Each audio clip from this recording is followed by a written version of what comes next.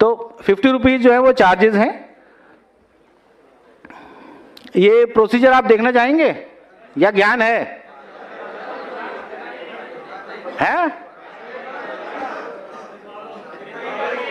तो देख लो। अरे भाई देख लो, उसमें तो ज्ञान की चीज ही नहीं है। उसमें क्या स्क्रीनशॉट ले रखे हैं, देखिए स्क्रीन की ओर देखें। तो ऑनलाइन डॉक्यूमेंट अपडेट का तरीका बताया जा रहा है कि किस तरह से होगा। पहली स्क्रीन ये रहेगी जिसमें आप आधार नंबर, एनरोलमेंट, रेजिडेंट की ईआईडी नंबर डाल सकते हैं, fingerprint of resident and operator through single fingerprint RD device for fetching details. उसमें क्या होगा कि डिटेल फेच होते हैं ना ऑनलाइन में। उसके बाद क्या है, जब आप रेजिडेंट का ईआईडी नंबर, आधार नंबर, फिंगरप्रिंट लगा देंगे ऑपरेटर का अपना, तो उससे फाइंड आधार टैब को दबाना है, फाइंड आधार। ठीक, नीचे देखिए वो लाल रंग से है ना, सब कुछ लाल में है। तो जब फाइंड आधार हो गया एक बार, तो उसमें क्या हो जाएगा, स्क्रीन के ऊपर डाटा आ जाएगा। किसका डाटा आएगा? निवासी का डाटा आ जाएगा, जो आपने डाटा फिट किया था उससे। अब आपने मैच करना है कि भाई जो इसने मुझे डॉक्यूमेंट दिए पीओआई या पीओ हो गए, उससे मैच करता है कि नहीं करता, है ना। सॉफ्टवेयर मतलब जो आपका आधार कार्ड है और जो सॉफ्टवेयर है, दोनों में आप देख रहे हैं कि यहाँ भी मैच कर रहा है नहीं कर रहा, और मैच कर रहा है तो अगले कदम की ओर बढ़ेंगे। तो हाँ क्या आती है दिक्कत, क्या आ रही है? अच्छा, केयर ऑफ एक्चुअली पुराना वाला वो है, वो फादर नेम और हस्बैंड नेम नहीं आता उसमें। हाँ, चलिए इसके ऊपर अभी चर्चा करेंगे बाद में। पहले ज्ञान पूरा ले लो, उसके बाद प्रश्न उत्तर का जब सेशन होगा ना, उसमें इस पे चर्चा होगी। हाँ, तो उसमें क्या हो गया अभी, पीओ क्या बोला? हाँ विवेक जी क्या कह रहे हो? अच्छा, मैं कहा लंच बोल दिया, अभी नहीं है।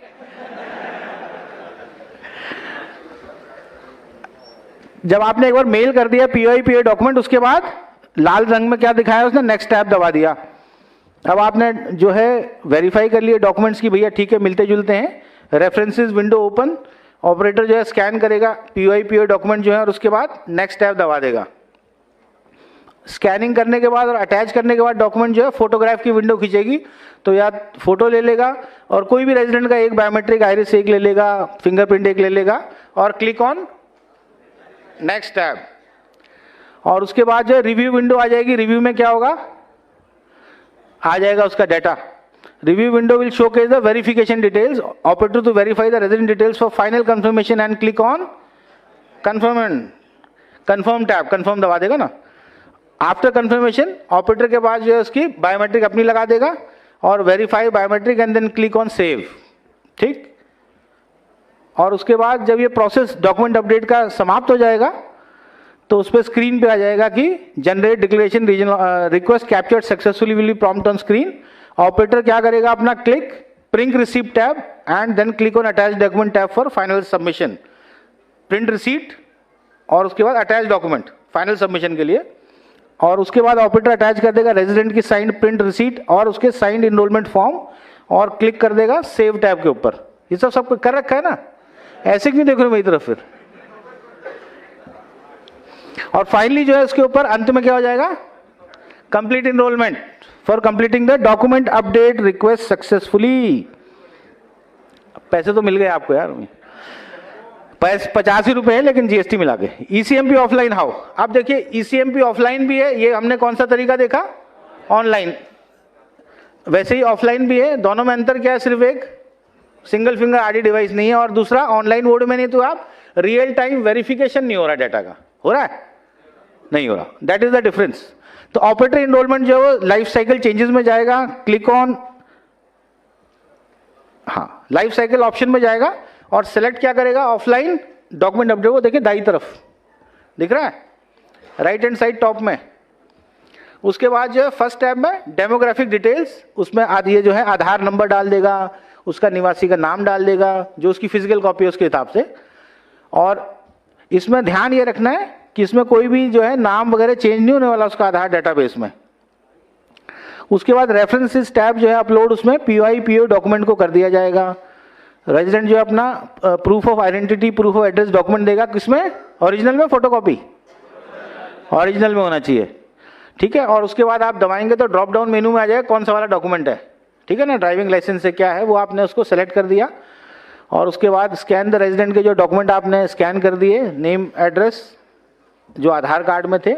उसके बाद अगले स्टेप में आप क्या करेंगे, facial image and biometrics capture करेंगे, जो कि सेम हम उसमें भी कर रहे थे ऑनलाइन में। कोई भी एक एट्रीब्यूट हो सकती है बायोमेट्रिक्स की, राइट लेफ्ट आइरिस, दोनों अंगूठे, fingerprint, left hand right hand, जब भी हम इनरोलमेंट कर रहे हैं। लेकिन ये रियल टाइम बेसिस पे वेरीफाई नहीं होगी। और रिव्यू सेक्शन में केयरफुली चेक करना है आपने जो भी डिटेल्स थे हमारे रेजिडेंट्स के, और उसको फिर क्या करना है, कंफर्म, और फिर थैंक यू। चलिए, तो मुझे आशा है कि मैं शायद सफल रहा। एक आध कोई, देखो हर कक्षा में एक ना एक विद्यार्थी होता है जो चैलेंजिंग होता है, तो एक चैलेंजिंग थे आदमी, लेकिन मैं आप सबको बांध पाया। और मुझे उम्मीद है, मुझे विश्वास है, बल्कि उम्मीद ही नहीं, कि डॉक्यूमेंट अपडेट जो इसको एक बहुत बड़ा, जैसे आप फील्ड पे जाने वाले हैं, आप 500 लोग कब जा रहे हैं, कल, मतलब कल परसों से जो एकदम से हमारे सिस्टम के ऊपर ओवरलोड कर दोगे आप लोग, है ना। इतना काम आने वाला है, इतना काम आप लोग इस अपॉर्चुनिटी को अवेल करने वाले हैं। इस नॉलेज को जो आपने यहाँ ग्रहण करने वाले हैं, सीखने वाले हैं, अपने तक मत रखिएगा, कृपया पास इट ऑन। 2-3-4 लोगों को अवश्य दें, उन 2-3-4 को बोलो आगे 2-3-4 को दें। चेन सिस्टम सुना है ना, कौन सी पिक्चर में था, तो कृपया चेन बनाएं, और इसको जो एक मतलब फील्ड में हमें दिखना चाहिए कि अभी हर रोज में जो एकदम से जो हमने ट्रेनिंग यहाँ पे यूआईडी और सीएससी की पार्टनरशिप में आपको जो ट्रेनिंग मिल रही है, जो आप ट्रेनिंग ले रहे हैं, इसका आप संपूर्ण लाभ उठाएं। तो ये मैं आशा कर सकता हूं आप सबसे। ये ऊपर वाले कुछ नहीं बोल रहे हैं, वो लंच के वो पहले देख रहे हैं, पीछे हम उतरेंगे। तो आप करेंगे ये काम अभी। चलिए, बहुत बहुत धन्यवाद, थैंक यू वेरी मच।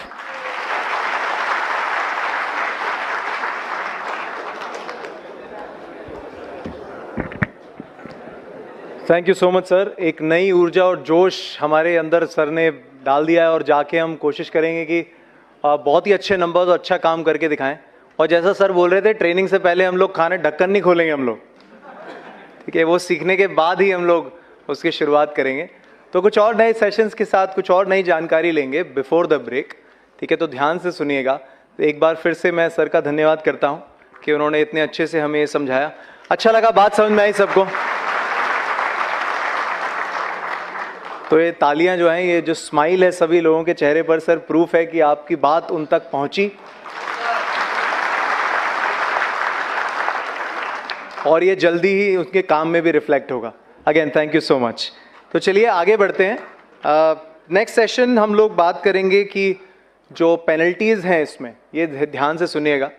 देखिए, सारी अच्छी अच्छी बातें नहीं करने आए, थोड़ा सा यहाँ पे हम कान भी खींचने पड़ेंगे अब जो नहीं काम अच्छे से करता है।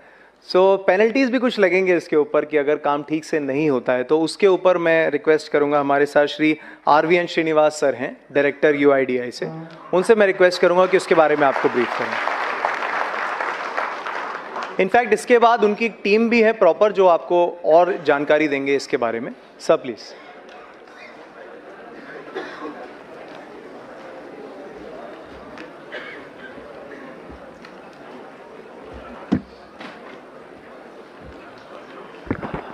Good afternoon.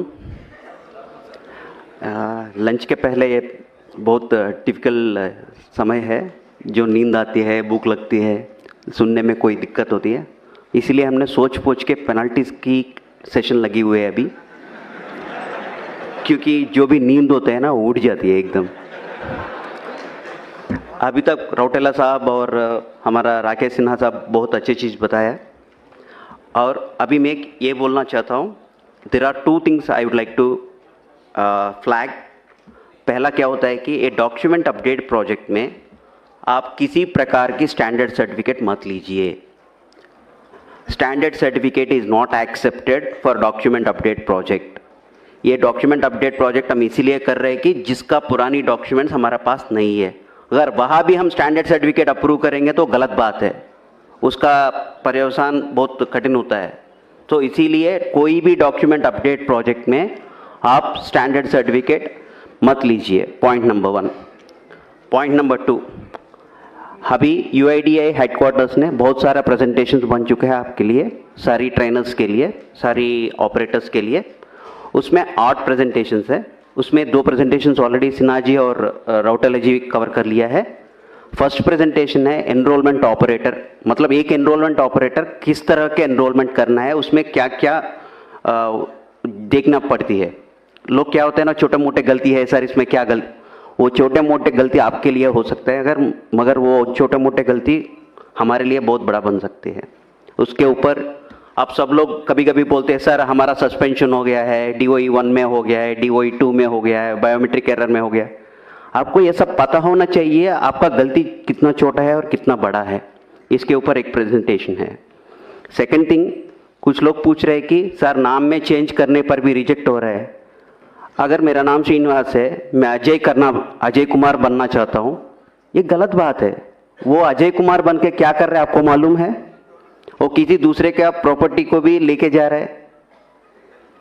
ये ऐसा स्थिति हुआ है ग्राउंड पे। इसीलिए आप जो भी नाम चेंज कर रहे हैं, मतलब श्रीनिवास से कोई दूसरा नाम से तीसरा नाम, वैसा हो रहा है कि सोचो उस आदमी को सही डॉक्यूमेंट लेके आ रहे हैं कि नहीं आ रहे, वो सब सोच लो। उसका पर्यवसान बहुत कठिन होता है। दूसरा ये है कि इसीलिए हमने एक स्टैंडर्ड ऑपरेटिंग प्रोसीजर निकाला है। नाम कितने बार कर सकते हैं, डेट ऑफ बर्थ कितने बार कर सकते हैं, जेंडर कितने बार कर सकते हैं। अगर इसके पर भी किसी का डेट ऑफ बर्थ बार बार चेंज होता है क्या? मगर कोई आदमी आ रहा है, इसका मतलब क्या है? हम तो वो सोचना पड़ेगा ना। फ्रॉड भी हो सकता है, कभी हमने भी गलती कर लिया होगा ना, आंख बंद करके टकाटक मार लिया हो तो गलत हो गया होगा। देखो जो आदमी आ रहे हैं उनका गलती है या हमारा गलती है, ये भी देखो थोड़ा। उनका प्रॉब्लम क्या है वो एसेस करने के लिए कोशिश करिए। सेकेंड थिंग इज, इसके साथ हमारा QC में बहुत सारा रिजेक्शंस होता है। आप ये समझते होगी जो हम डॉक्यूमेंट यहाँ से अपलोड करेंगे वहाँ कोई देखने वाला नहीं है, हमको क्या फ़र्क पड़ने वाला, वैसा कुछ नहीं होता है। आप यहाँ से जो भी कागज़ भेजते हैं नीचे पैकेट के साथ, वो सारी बैकग्राउंड में वेरिफिकेशन होता है। मैं आपको बोलता हूँ, मानने न मानो आपका बात है, डॉक्यूमेंट होता है, डॉक्यूमेंट को इस तरफ आगे साइड उनका प्रूफ ऑफ आइडेंटिटी होता है। फ़ोन पे बात करते रहे या कोई दूसरे बात करते रहो, उल्टा करके स्कैन करते हैं। मेरे को क्या आता है, वाइट पेपर आता है। ये DOE 1 है, क्योंकि जहाँ पे प्रूफ ऑफ आइडेंटिटी अपलोड करना था आपने सफ़ेद कागज अपलोड किया। ये तो एकदम फ्रॉड है। वो आप गलती से भी कर लिया होगा मगर it has a long lasting effect. दूसरा क्या होता है ना, किसी ने POA डॉक्यूमेंट दोनों दिया था आपको, एक के बाद एक स्कैन करना था, वो भी फ़ोन पे लगे हुए हैं, दोनों डॉक्यूमेंट लिया, स्कैनिंग वैसा हुआ कि पहला डॉक्यूमेंट आधा स्कैन हो गया, दूसरा डॉक्यूमेंट आधा स्कैन हो गया। आप जान ही नहीं देते हैं, वो गलत बात है। तीसरी बात यह है कि ये देखो मेरा 10 उंगलियां है यहाँ पे, ये दोनों में बायोमेट्रिक्स नहीं आ रहा है, मगर आप इसको, कुछ लोग ऐसा समझते हैं कि हाँ ये एक्सेप्शन है, हम 8 उंगली को ले लेंगे बायोमेट्रिक और इसको एक्सेप्शन मानते। ये गलत है, बहुत बड़ा गलत है। इसका 2 उंगली है यहाँ पे, इसका उंगली नहीं है, वो अलग सी बात है, ये एक्सेप्शन बनती है, मगर ये एक्सेप्शन नहीं बनती है। इसके लिए भी अलग सा तरीका है। अगर किसी का रेजिडेंट आपके पास आया, उनका 2 उंगली का बायोमेट्रिक्स नहीं आ रहा है, उसको कैप्चर करना है तो डेटा, उसका प्रोसेस ही अलग है, मगर क्या होता है ना, इसको एक्सेप्शन में डाल देते हैं। It is a fraud once again, क्योंकि वहाँ पे उंगली है, आप इसको एक्सेप्शन मान रहे हैं, कहाँ से एक्सेप्शन आ गया। ये है one more presentation on this particular aspect. इसके बाद क्या होता है, राउटेला साहब ने बताया था कि किसी ने वो आपको फ़ोन पे बोलता है अभी आधा घंटा में आप नहीं करेंगे तो आपका दुकान बंद हो जाएगी, आपका क्लाइंट बंद हो जाएगी। ये सब क्या होता है, आपको मैसेजेस आता है ना क्रेडिट कार्ड्स वगैरह वगैरह में, आगे आधा घंटा में बिजली का बिल नहीं भरेगा तो आपका बिजली काट जाएगी। वो सब फॉल्स है ना, मालूम है ना आप लोग सबको। वैसा ही आपका सिस्टम को कोई एक्सेस कर रहे हैं तो आप एक्सेस क्यों कर रहे हैं, ये गलत बात है, ये भी नहीं करना चाहिए। इसके ऊपर टेक्निकल एस्पेक्ट्स, मतलब जो चीज़ आप करना है, जो चीज़ नहीं करना है, इंफॉर्मेशन सिक्योरिटी गाइडलाइंस क्या है, उसके ऊपर एक प्रेजेंटेशन है। इन एडिशन टू दैट, जो नीचे ग्राउंड पे लोग होता है ना, कभी कभी क्या होता है ना, आपको लगता है ये बहुत ट्रिवियल है, इंटरनेट केबल उस दिन ठीक से नहीं लगाया होगा, बोलते हैं आधार वाले ने आज सर्वर चालू नहीं किया, मेरे को सिस्टम नहीं ऑनलाइन हो रहा है। वैसा भी स्थिति है ग्राउंड पे। छोटे मोटे चीज होता है, कभी कभी आपका सिस्टम को रीस्टार्ट करना पड़ता है, एक सर्विस को रीस्टार्ट करना पड़ता है, वो कुछ भी नहीं करते, बोलते हैं आज आधार का सर्वर काम नहीं कर रहे, वो गलत बात है। ये छोटे मोटे, बहुत छोटे मोटे चीज है जो हम मोबाइल सब लोग यूज करते हैं, अगर कुछ हैंग हो गया तो रीस्टार्ट करेंगे तो काम करते हैं। वैसा कुछ चीजें हैं जहां पे आपको ध्यान दे के जो आपको 5-10 मिनट में प्रॉब्लम सॉल्व कर सकते हैं। मगर क्या होता है ना, लोग सोचते हैं कि ये गलत हो गया कुछ, आज सिस्टम नहीं चल रहा है, ये भी गलत है। इसके ऊपर एक प्रेजेंटेशन है, टेक्निकल एस्पेक्ट्स, मतलब आपकी क्लाइंट को कैसा देखना है, उसमें छोटा मोटा प्रॉब्लम्स आ गया तो कैसा करना है। तीसरा प्रेजेंटेशन ये है कि आपको हर दिन जीपीएस आपको सिंक करना होता है, मगर क्या होता है ना, कभी कभी जल्दीबाजी में आप जीपीएस कनेक्ट करने के टाइम पे उसका जो समय देना है 30 सेकंड या 15 सेकंड का टाइम देना है, आप नहीं देते हैं। आपका लैटिट्यूड लॉन्गिट्यूड आता है 00 00 लैटिट्यूड लॉन्गिट्यूड कहाँ पे है, इक्वेटर पे है, वो इंडिया में है क्या?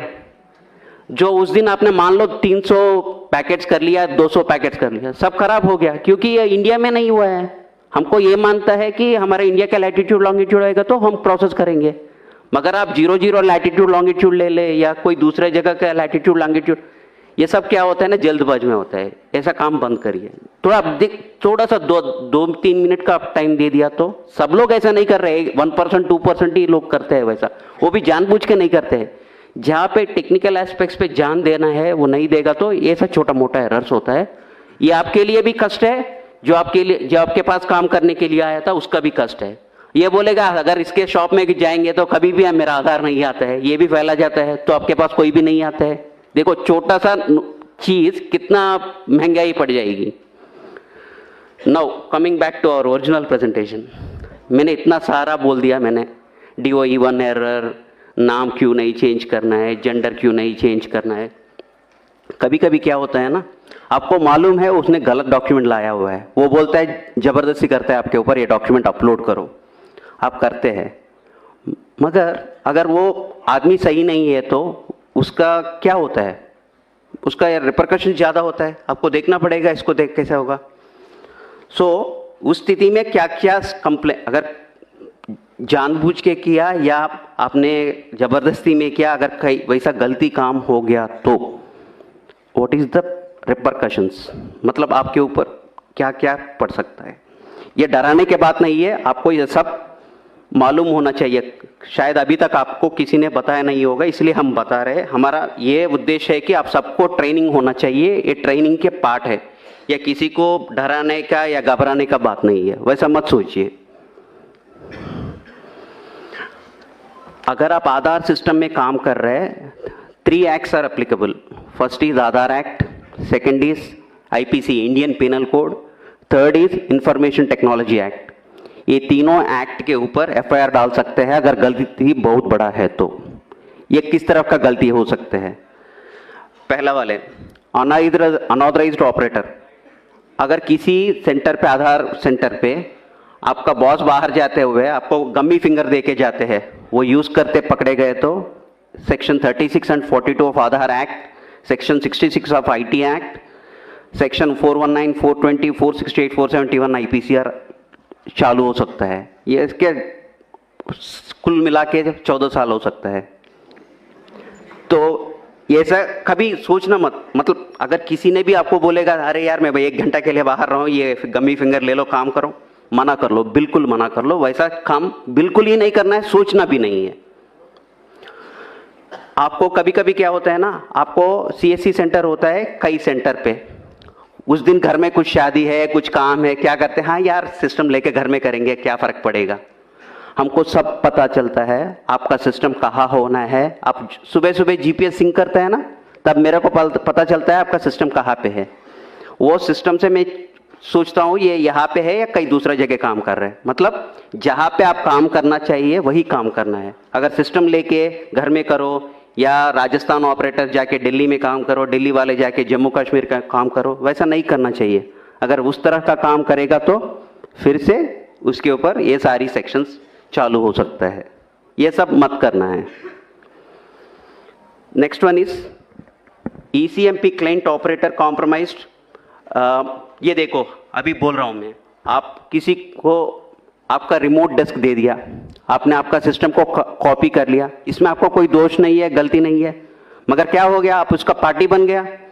आप वो सिस्टम का, आपका सिस्टम्स डिटेल्स लेके कहीं दूसरे जगह सिस्टम चल रहा है, उसको जवाब कौन देने पड़ेगा?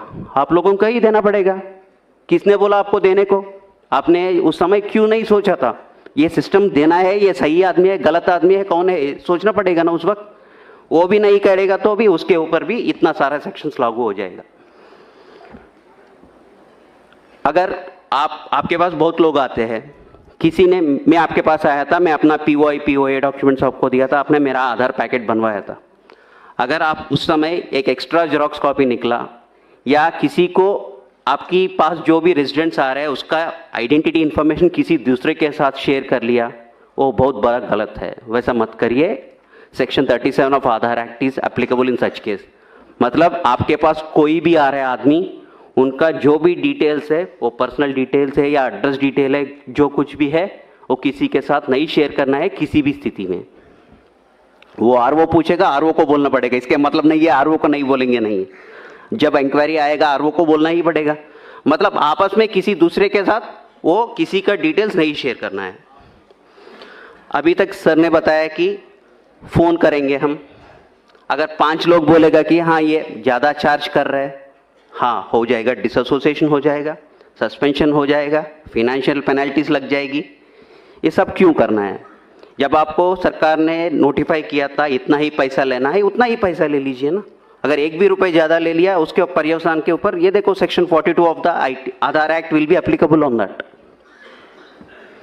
ये सब सेक्शंस, इसका सजा वगैरह वगैरह सब आपकी आधार का जो किताब है ना, छोटा किताब है ना, उसमें सारी इसका इंफॉर्मेशन मिला है। ये देखो, appropriating the identity of an Aadhaar number holder by changing or attempting to change the demographic or biometric information of an Aadhaar number holder. ये मैं वो ही बोल रहा हूँ, किसी दूसरे का आधार व्यक्ति का, मान लो मेरा नाम श्रीनिवास है, आपको मालूम है मेरा नाम श्रीनिवास है, कोई मैं आके आपको बोला अरे यार मेरा नाम श्रीनिवास से कुमार राकेश सिन्हा कर लो, मैं कुछ काम करना है उसके नाम पे बोल के बोलेगा, तो आप उसमें पार्ट मत लेना। वो सारी वैसा ट्रांजैक्शंस को, सस्पिशियस ट्रांजैक्शंस है, उसको एंकरेज मत करो और से strong on such transactions and don't encourage such transactions. उसका बहुत बड़ा असर हो जाता है। दूसरा यह है कि pretending to be an agency unauthorized to collect identity information of a resident. आप CSC पहले था, अभी किसी के कारण से आपका डिसकंटिन्यूएशन हो गया है, आप लोगों को ये मत बताना कि हाँ अभी भी मैं आधार का ऑपरेटर हूँ, मैं काम कर सकता हूँ, आपका ये करवा सकता हूँ, वो करवा सकता हूँ बोल के मत बताना। अगर वो भी करेगा वो भी गलत है, उसका भी पेनल्टी 3 साल की है सज़ा है और 10,000 की पेनल्टी है।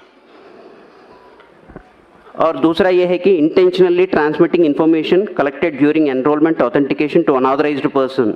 मतलब आप पहले भी वही बताया था, किसी के साथ आप इंफॉर्मेशन शेयर करेगा तो 3 साल की सज़ा और 10,000 का पेनल्टी, कभी कभी 1 लाख की पेनल्टी भी हो सकता है कि कंपनी के ऊपर, अगर कंपनी इन्वॉल्व है तो उसमें।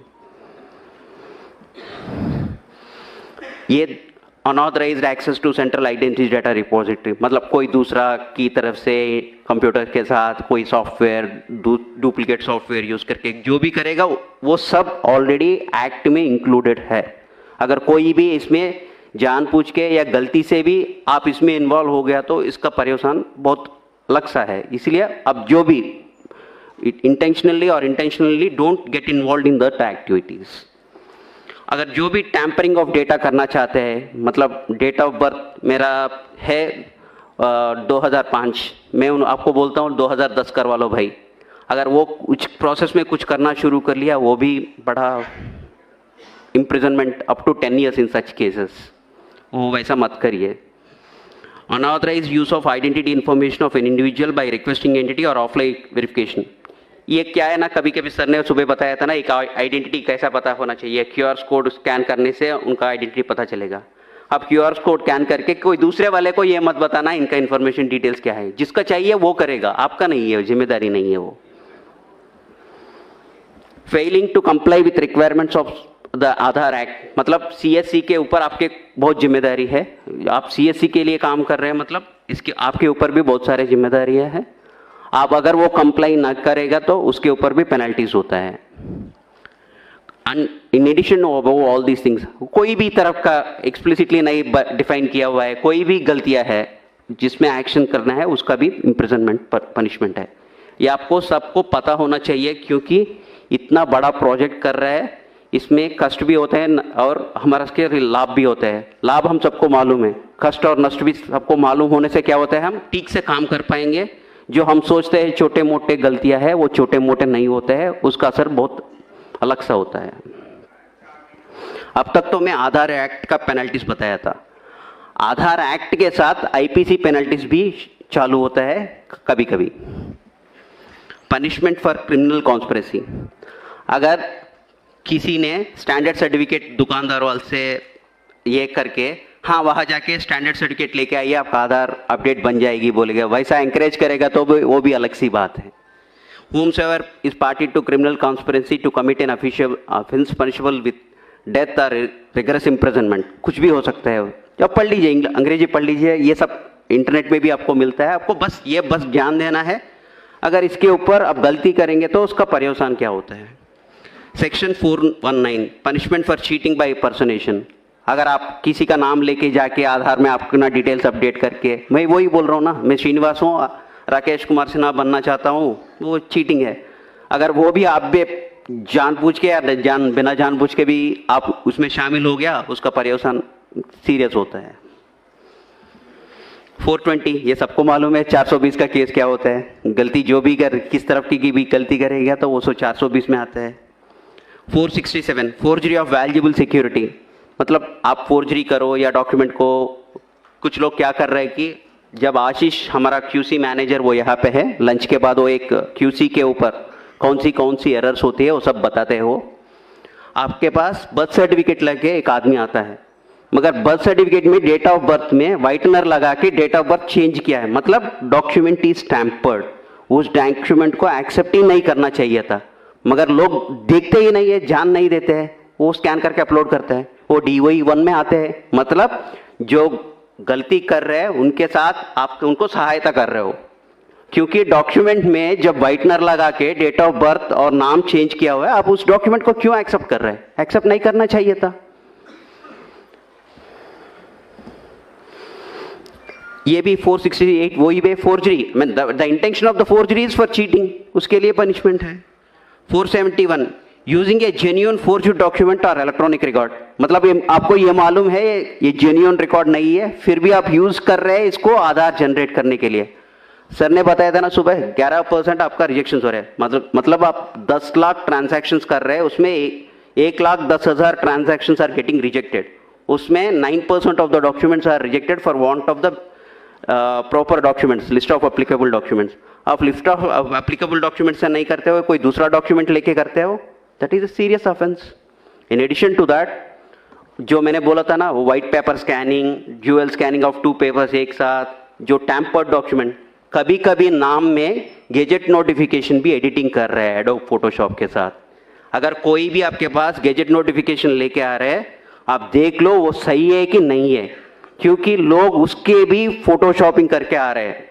थोड़ा ध्यान से रहिए, वो बहुत बड़ा ये पंगा हो जाएगा। आप जो भी डॉक्यूमेंट, कोई भी प्रकार के डॉक्यूमेंट लेके आपके पास आ रहे हैं, specially name change, date of birth change, gender change का कोई भी आ रहा है, अगर वो कोई भी डॉक्यूमेंट लेके आ रहे हैं और उनका एक्सेप्शन हैंडलिंग प्रोसेस में आ रहे हैं, मतलब उनका इंटेंशन सही नहीं होगा। कभी कभी आप देख लीजिए उनका डॉक्यूमेंट सही है कि नहीं है, अगर आप संतुष्ट नहीं है तो आप सीधा सीधा बोल दीजिए कि सर ये डॉक्यूमेंट से मेरे दुकान में नहीं होगा, मेरे सेंटर में इसका अपडेट नहीं चलेगा, सीधा बताइए, कोई गलती नहीं है उसमें। मगर आप जहाँ आप फील होते हैं कि ये डॉक्यूमेंट करने से मेरे को कोई अच्छा नहीं लग रहा है, मेरे को कुछ डाउटफुल लग रहा है, सस्पिशियस लग रहा है, आप उससे दूर रहिए ना, उसमें इन्वॉल्व ही मत हो जाइए उसमें। नाउ हमने अभी तक आधार एक्ट का कानून का सेक्शन सुन लिया, आईपीसी का सेक्शन सुन लिया, अभी है आईटी एक्ट। ये तीनों एक्ट एक ही साथ लागू होता है। अगर किसी ने गलती किसी प्रकार की भी कर लिया तो तीनों एक्ट एक ही साथ लागू हो सकता है। Section 65 tampering with computer source document, मतलब वही है, कंप्यूटर में स्कैन करके अपलोड कर रहे हैं, वही है। सेक्शन 66 कंप्यूटर रिलेटेड ऑफेंसेस, ये वही है कंप्यूटर के साथ, अगर किसी ने डुप्लीकेट सॉफ्टवेयर बनाया उसके ऊपर काम कर रहे हैं, वो भी एक सेक्शन है। Punishment for sending offensive messages through communication service. आप कभी कभी देख लिया होगा व्हाट्सएप ग्रुप्स में या यूट्यूब वीडियोस में देखा होगा, आप मेरे को 500 रुपये दे दो और मैं आपका DO भी अपडेट करवा लेता हूँ, मैं आपका आधार कार्ड PVC कार्ड बनवा के दे देता हूँ। बहुत सारे वेबसाइट चलता रहते हैं, उसमें आप प्रमोट मत करिए। आप उस वैसा मैसेज कुछ भी आया आप RO को रिपोर्ट करिए, ये आपकी जिम्मेदारी है। वैसा कोई फेक वाला वेबसाइट या SMS या व्हाट्सएप टेक्स्ट मैसेज चक्कर मार रहा है तो आपको जिम्मेदारी है RO को इन्फॉर्म करने के, क्योंकि वो इन्वेस्टिगेट करके उसके जो भी एक्शन लेना है वो करेगा।